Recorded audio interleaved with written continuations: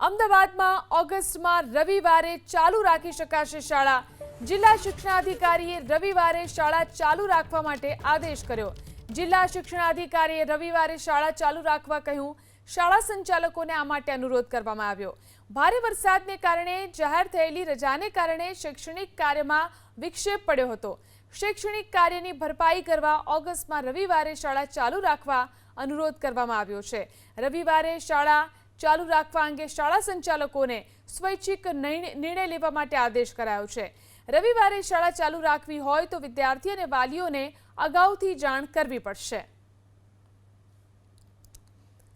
તો જે રીતે ભારે વરસાદને કારણે શાળા કોલેજમાં રજા જાહેર કરવામાં આવી હતી, ત્યારબાદ હવે રવિવારે શાળા ચાલુ રાખવા માટે શાળા સંચાલકોને અનુરોધ કરવામાં આવ્યો છે। ઓગસ્ટમાં રવિવારે પણ શાળા ચાલુ રાખી શકાશે।